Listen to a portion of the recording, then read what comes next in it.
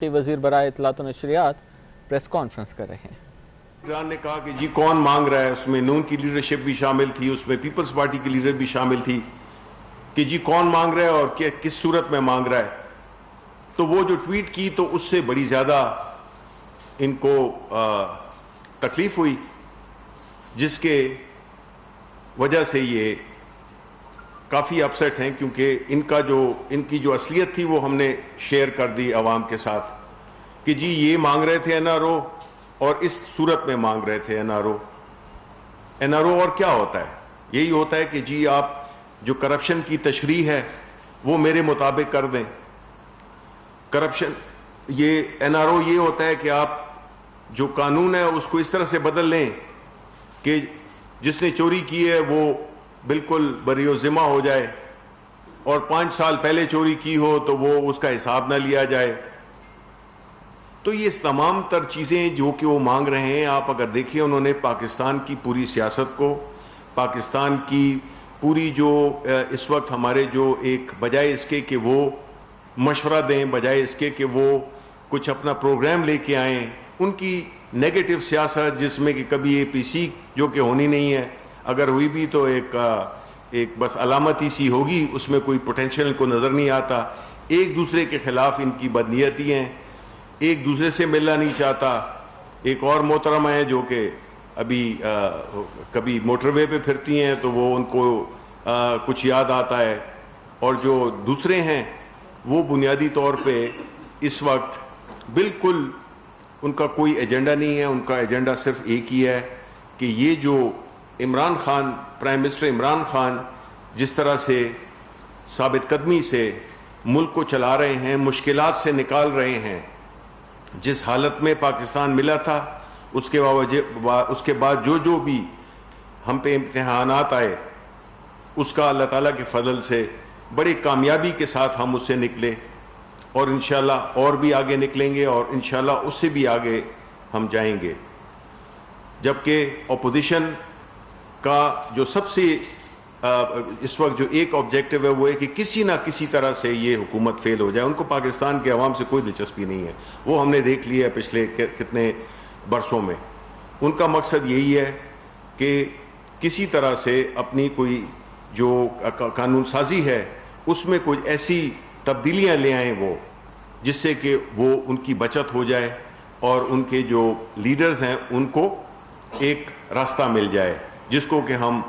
عام طور پہ این آر او کہتے ہیں۔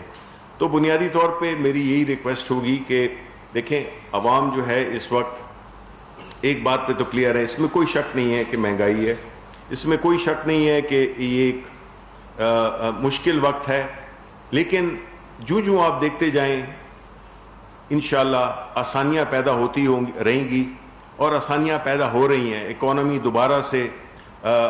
متحرک ہو گئی ہے، اس کے جتنے بھی انڈیکیٹرز ہیں وہ پازیٹیو آ رہے ہیں۔ اس کا امپیکٹ عوام پہ تھوڑا سا لیٹ جائے گا، لیکن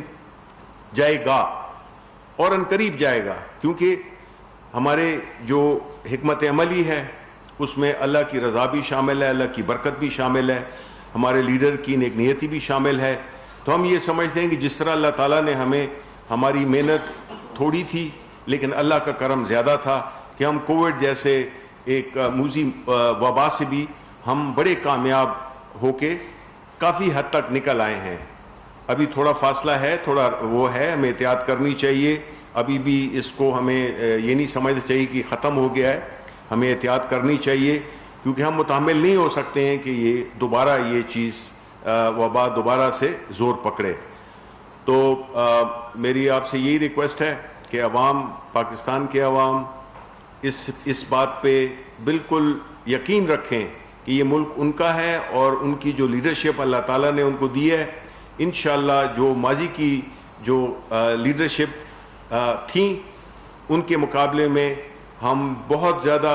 ہماری کمٹمنٹ بھی ہے، ہمارے ہاں کلیئرٹی بھی ہے، ہمارے ہاں ڈیسیجن میکنگ بھی ہے، اور جو بھی فیصلے ہم کر رہے ہیں وہ بنیادی اس کا محور عوام ہے، اس کی کوئی ذات نہیں ہے، کسی کی ذات نہیں ہے، پرائم منسٹر کا کوئی کاروبار نہیں ہے۔ تو انشاءاللہ کوئی وجہ نہیں ہے کہ ہم اچھے دن آنے والے ہیں، اور ہماری جو اکانومی ہے وہ اس بات کا اندیہ دیتی ہے کہ انشاءاللہ ہم بہت جلد ان قریب شوگر بھی اب پہنچ رہی ہے, گندم بھی پہنچ رہی ہے, کچھ پہنچ گئی ہے, تو اس سے قیمتوں میں بھی کچھ کمی آئی ہے اور زیادہ کمی آئے گی. تو اس کے بعد اگر آپ کے کوئی سوالات ہوں تو میں حاضر ہوں. شبلی ڈار صاحب, آپ نے کہا کہ اپوزیشن جو ہے نا آروپ دینا چاہتی ہے, جس طرح FATF سے ریلیٹڈ 2 بل سینٹ سے آپ کو پتا ہے کہ منظور نہیں ہو سکے اور اپوزیشن نے اس پہ سوالات بھی اٹھائے جس طرح وہ ریجیکٹ ہوئے, لیکن چیئرمین کی ظاہر ہے کہ رولنگ آ چکی ہے. اب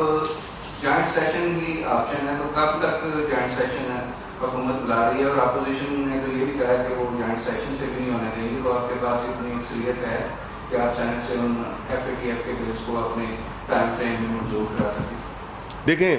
اس کا میں جواب اس طرح سے دوں گا کہ اہم کیا ہے کہ جو اپوزیشن کہہ رہی ہے, یا اہم یہ ہے کہ پاکستان کے لیے کیا بہتر ہے. آیا پاکستان اس کا متحمل ہو سکتا ہے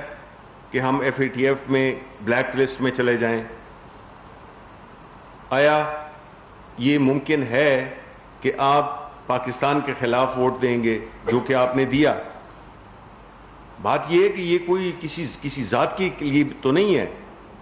ہم نہیں ہیں پاکستانی, آپ نہیں ہیں پاکستانی, ہمیں تو کوئی اللہ کا شکر ہے کہ ہمیں کوئی فکر نہیں ہے. قانون بنے اس کی آڑ میں ہم بھی آ سکتے ہیں, لیکن ہمیں پرواہ نہیں ہے, اس لیے کہ ہمارے کوئی ارادہ نہیں ہے. یہ تو صرف وہ لوگ شور مچا رہے ہیں, وہ لوگ وہ کر رہے ہیں بیکاز ان کو اپنا پتہ ہے کہ انہوں نے ماضی میں کیا کیا ہے یا ان کا کیا کرنے کا ارادہ ہے اگر وہ ان کو کوئی موقع ملے تو. تو اس لیے ہم یہ سمجھتے ہیں کہ یہ جو آخر میں کئی جو جتنے بھی ہمارے جو اسمبلی میں ممبران ہیں, جو سینٹ میں ہیں,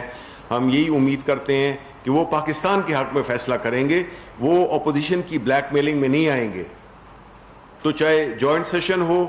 تو انشاءاللہ اس میں ہم یہ سمجھ, بیکاز پاکستان کی جو وہ ہے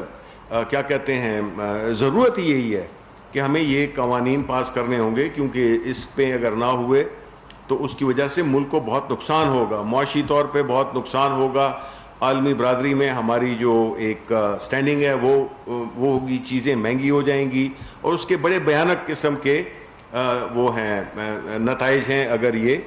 نہ ہو سکا. تو اس لیے عوام کو بھی ہم بتانا چاہتے ہیں کہ جی ہم یہ ملک کے لیے قانون لانا چاہ رہے ہیں جو کہ ہماری مجبوری ہے, جو ہم پہ انٹرنیشنل کمیونٹی نے ہم پہ عائد کی ہے. اور دوسرا یہ ہے کہ ایک طرف وہ لوگ ہیں جو کہ صرف ایک خاص طبقے کو, ایک خاص لیڈرشپ کے کو بچانے کے لیے اس کی مخالفت کر رہے ہیں. یہ سمپل بات ہے.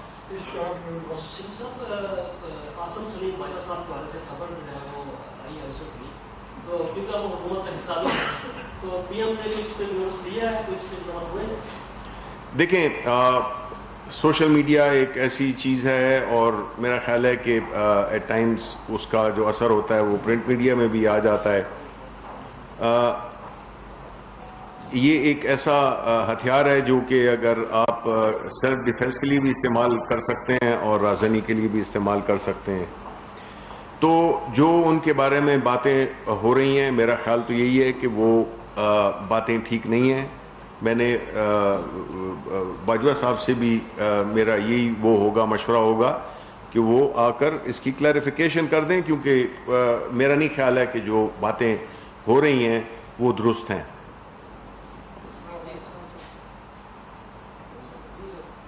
سر ایک تو پرائم منسٹر کراچی کا جانے کیونکہ آپ نے بتایا, دوسرا جو آپ عاصم سلیم باجوہ والی بات کر رہے ہیں, ماضی میں پرائم منسٹر کے جب بھی علی خان کا کیس ہو, بابر عوام معاملہ, اور آپ نے خود کہا کہ پرائم منسٹر اور بزنس لیڈر, ابھی اس میں وضاحت کی آپ نے بھی کہا کہ باتیں درست نہیں ہیں, لیکن جو چیزیں پراپرٹیز کے حوالے, بزنس کے حوالے سے اٹیسٹڈ کاپیاں آ جائیں گی, اس کے بعد کیا پرائم منسٹر کا کیا موقف ہے اس معاملے میں, کیونکہ پرائم منسٹر کے معاملے میں خصوصی ٹیم کا حصہ ہے, ماضی میں بھی پرائم منسٹر نے اس میں 0 ٹالرنس رکھا ہے. شبلی فراز اس وقت اسلام آباد کے اندر پریس کانفرنس کر رہے ہیں.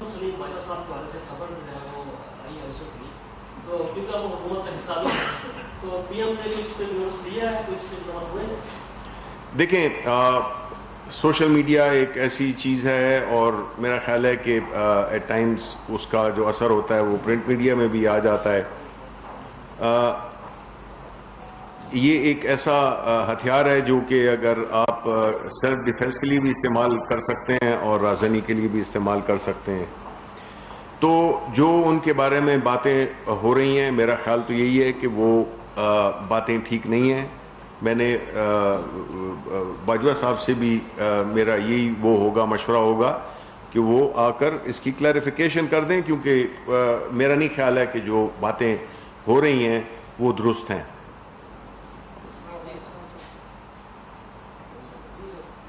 سر ایک تو پرائم منسٹر کراچی کا جا رہے ہیں کیونکہ آپ نے بتایا, دوسرا جو آپ عاصم سلیم باجوہ والی بات کر رہے ہیں, ماضی میں پرائم منسٹر کے جب بھی علی خان کا کیس ہو, حقیق کریم بابر عوام معاملہ, اور آپ نے خود کہا کہ پرائم منسٹر اور بزنس لیڈر کو ابھی اس میں وضاحت کی آپ نے بھی کہا کہ باتیں درست نہیں ہیں, لیکن جو چیزیں پراپرٹیز کے حوالے بزنس کے حوالے سے ٹیسٹڈ کاپیاں آئی ہیں, اس کے بعد کیا پرائم منسٹر کا کیا موقف ہے اس معاملے میں, کیونکہ پرائم منسٹر کے معاملے میں خصوصی ٹیم کا حصہ ہے, ماضی میں بھی پرائم منسٹر نے اس میں 0 ٹالرنس رکھا ہے. شبلی فراز اس وقت اسلام آباد کے اندر پریس کانفرنس کر رہے ہیں.